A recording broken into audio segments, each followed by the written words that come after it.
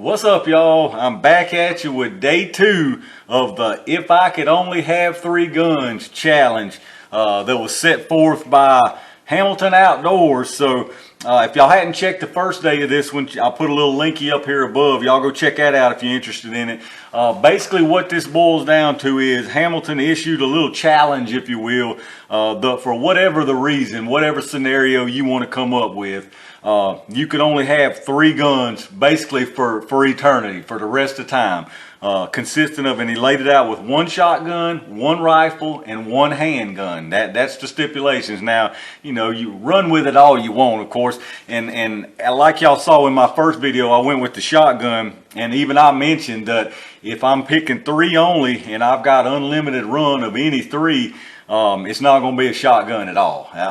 That's just the way I feel about it. I like shotguns and they are capable, like I said before, but a shotgun wouldn't be one of my choices because I feel like rifles can do what they can do and they can do them better. That's just my opinion. So if I had my choice of any 3 guns of any type, it's going to be 2 rifles and a handgun. But we went with the format here. We did the shotgun, we're going to do a rifle today, and we're going to do a handgun tomorrow. So today's a rifle. If y'all didn't watch the first one, the scenario I'm going with is we're talking about the end of the world, end of days, post-apocalyptic kind of scenario going on here. For whatever reason, it was a complete collapse of all infrastructure, all financing, everything is done. We're talking Walking Dead, Mad Max, end of the world, post-apocalyptic deal. And my scenario, the way I approach this is there's no more buying parts. There ain't no buying parts.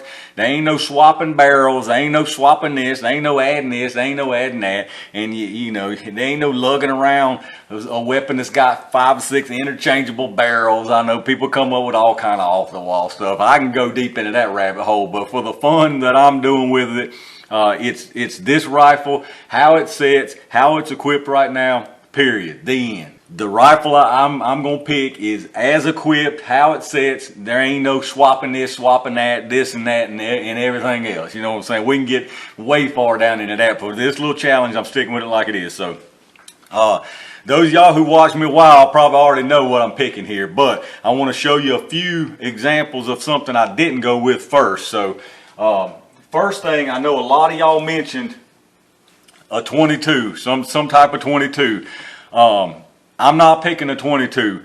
If I can only have one, it ain't gonna be a 22. A 22 is capable of doing many things, but if we all being honest with each other, a 22 is easily outclassed by some of these other choices. It just really is.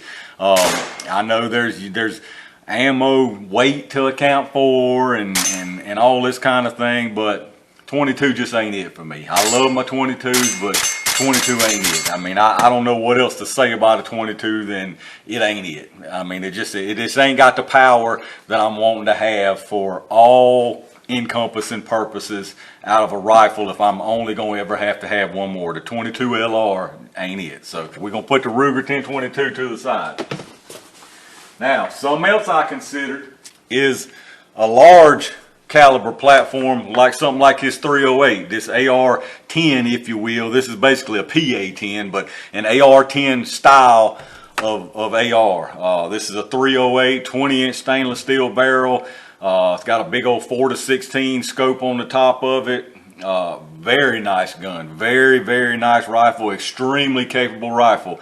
The reason I wouldn't pick this if I only had one is the sucker's heavy. It's heavy, and I just feel like it's a little bit too much, if there is such a thing, a little bit too much in certain ways for it to be the only one I can have. So this was a tough one now, because I love this rifle here, and a 308 20-inch barrel 308 stainless steel with this setup, with this scope optic and 25 round magazine. I mean, you talking about some firepower right here, buddy.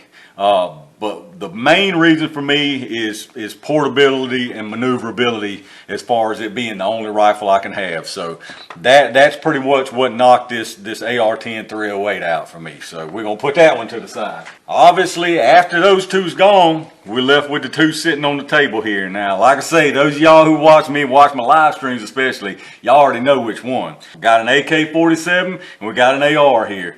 AK-47, let's talk about the AK-47 first. Excellent platform. I am a huge AR guy, so that probably gave away my choice already, but I've got multiple ARs, multiple different sizes, lengths, calibers, setups. I mean, I got a ton of ARs. This is the only AK I've got. I just was late to the AK game and finally just decided, let me go and get an AK because I just need to have one. So the AK-47, excellent rifle. The pluses to AK obviously are the ammo that it shoots is widely available out there. These things will run just about anything you put in them. They'll eat steel all day long. They don't even think about it. There's lots of these out there. These things are very simple. There's very few parts to go wrong in an AK-47. I mean, this thing just runs. And this one's actually a PSA AK. It's got the Mokov stock, really nice little collapsible stock. So it would go into a compact package. So I really like that about it. It's got a nice tank brake on the front, so very, very tame as far as recoil goes. Got a little vertical foregrip on it, 30 round capacity.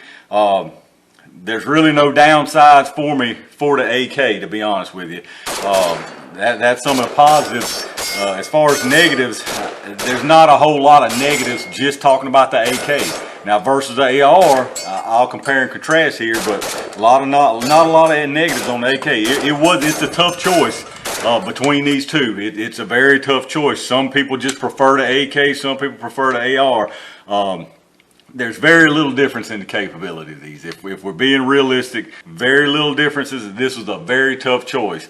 That being said, y'all all know, I'm sure, and by the way I've already talked, this is my choice. If I can only have one rifle for the rest of my life, for eternity, this is my choice. The AR chambered in 5.56 223. It's got to be it. I think some of the things about it goes without saying, but those aren't familiar. The availability of these things out in the wild, I mean, there's thousands, millions of these firearms out there. The parts are out there, the guns itself, they're out there. The ammo, the 5.56 223 cartridge, I mean, it has to be, you know, you could debate that between that and the 22 LR, but it's got to be either one of those two are the most widely available ammunition out there in the wild. For scavenging purposes, like I say, my scenario is we talking end of days. You ain't doing a bunch of reloading, you ain't doing all that. Powder's finite, primers are going to be finite. We talking the end of the world, man, and that's it. That's the scenario I'm going about this, because that's the only way, like I said before, that I can really wrap my head around the whole thing. So that being said, scavenging for ammo, parts, it's a very potent round. You can do anything from the smallest of game all the way up to pretty doggone big game. This thing can take down some stuff. It's more about shot placement with this. This is a very potent cartridge. Y'all all know that. This one here happens to be set up. Now this ain't your run-of-the-mill AR-15. I ain't picking no AR-15. I went with the AR-14. And y'all probably saying, what are you talking about, man? Ain't no AR-14. Watch your mouth. You know what Joe said. This is absolutely the AR-14 that Joe's been talking about. This is the Angry Joe version of the AR-14. It's complete with the dog face pony soldier, as you can see. Angry Joe AR-14. He told you about it, and this is the one he was talking about. Now this is the one you want right here, the AR-14. Fire control group, complete with What'd He Say, dog face pony soldier, and full of it. Then on the other side, you got memory loss, dementia, and liberal on the other side. So this is that one. Don't you say there ain't no AR-14. Y'all looking at it right here, the Angry Joe AR-14. So that was my pick, the AR-14 chambered in 5.56. So basically it's a Palmetto setup. I put it together. Like I say, 5.56 chambered. Got a nice little Vickers Blue Force tactical sling on it. Full 16.5 inch stainless steel barrel on it, a little vertical foregrip. As far as the optic on it, it's a low power variable 1:6 optic, so you don't have to worry about no batteries running out. Now it is illuminated, but you know, you don't have to illuminate it, so you're not dependent on batteries running out. Or the worst that can happen to this is you bust a glass, and in that case I do have flip up backup sights on it. So my entire sighting system is all worked out here.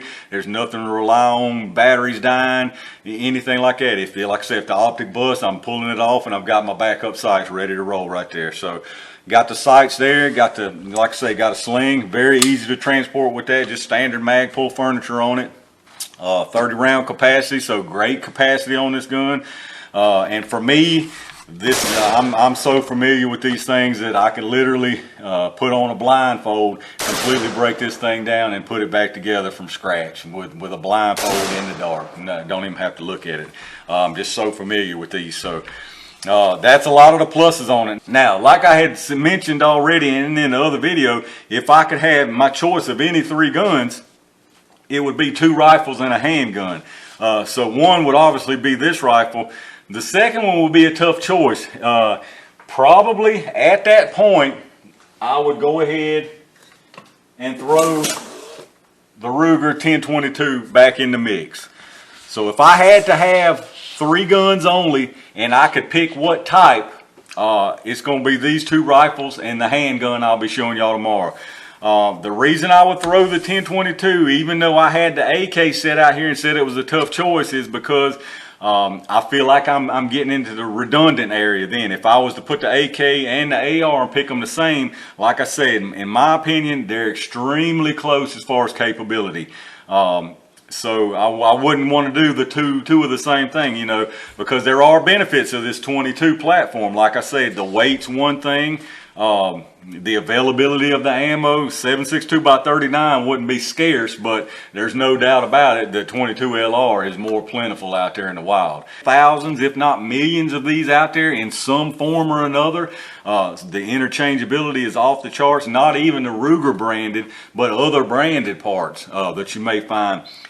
Very easy to cobble something together, handmade parts. Same with the AR. There's a lot of more little small parts in the AR, but you could easily fix something up if you needed to, if you know what you're doing. So, but anyway, it's all for fun. So you go with whatever scenario you want, and you let me know down in the comments what y'all would pick. What would be your rifle choice? What do you think about the choice I made? What would be your choice? Some of the benefits of something you might pick versus this 5.56. So let me know down in the comments. I ain't gonna run on much longer with this one because we got another one coming tomorrow with the handgun. So y'all stay tuned for that. If you're enjoying this little series, make sure you hit the thumbs up. Make sure you subscribe so you can check out the last part of it tomorrow and all the rest of the stuff I got coming. I got a bunch more stuff coming. So y'all definitely hit that subscribe button, hit that thumbs up. Check my Amazon storefront affiliate link down in the description. Like I always ask you again, I sound like a broken record, I know, but if you do you shop through Amazon anyway, click that link first, go through there. Anything you buy off the site after you go through that link, it don't cost you an extra cent more. There's no harm in doing it, period. But it does give us a little kickback from Amazon to help the channel do some stuff. So I appreciate that. But again, like I say, thumbs up, subscribe. Stay tuned for part 3 of this tomorrow. Let me know what y'all think. Give me all your thoughts down in the comments. I really enjoy reading them and see what y'all have to think and get some ideas from y'all down in there. So I appreciate that. But in the meantime, stay safe, stay prepared, and I'll see you soon.